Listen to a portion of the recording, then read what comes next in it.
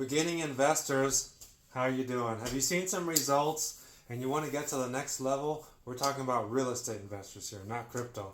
Maybe you have a full-time job and you do this real estate thing on the side. Well, without the blueprint for your investing path, your spouse may not be totally convinced yet. You might have bought one or two small deals and the rents paid for the mortgage and values have gone up. Maybe the values have gone down, right? But before they went down, maybe they went up more than your regular salary. That must have been surprising. Now you don't know if you got lucky once or if you should do this again. Maybe it's going good for you and you want to do this full time and tell your boss to shove it.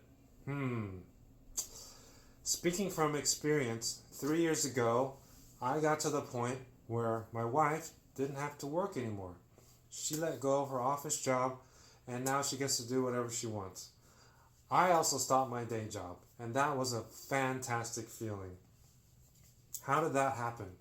7 years ago, I started out with one little house behind an expressway wall. That's right, when the cars zoom on by. It was $750,000 US. First thing that I did with that house was to renovate the exterior, freshen up the interior space.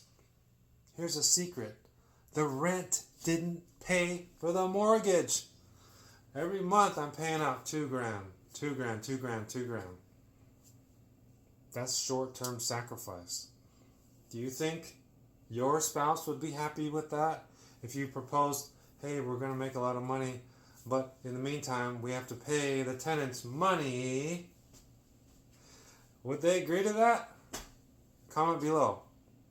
Would they agree to that if there was a proven plan? That's part of your tuition when you first get started out.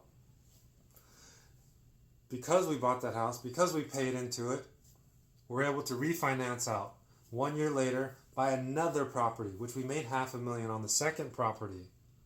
Now, fast forward, 7 years later, I own $7.5 million worth of investment property with no partners. I'm not telling you I own a $200 million worth of property, but then I own 2%. No, I'm not making those claims, okay? Look, money needs to be working to grow. Savers are losers, okay? Maybe you should research something called the parable of the talents. Now, most people that buy property, they don't end up growing. They buy one house, maybe two, and they never sell. They end up paying it off in 30 years, and they never grow. Why is that? Probably lack of knowledge or fear, and it's so sad. Maybe they're overwhelmed because they're doing everything themselves. The rent collection, the maintenance, the phone calls are the worst. The contracts. Look, I was my own realtor for the purchasing and selling and everything in between, okay? I wore many hats than I do now. I've tried to have a macro view while having all these micro jobs. I hope that makes sense to you. You can rewind it if it didn't. It sounds impossible, right? But now I have a team that handles everything. So I can focus on working on the business rather than in the business. That's right. Each property you own is its own business. Are you treating it like one? Comment below.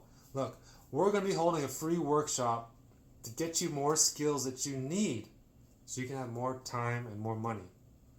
If you want to join the free workshop, put a fire emoji in the chat because we're going to be on fire. See you there.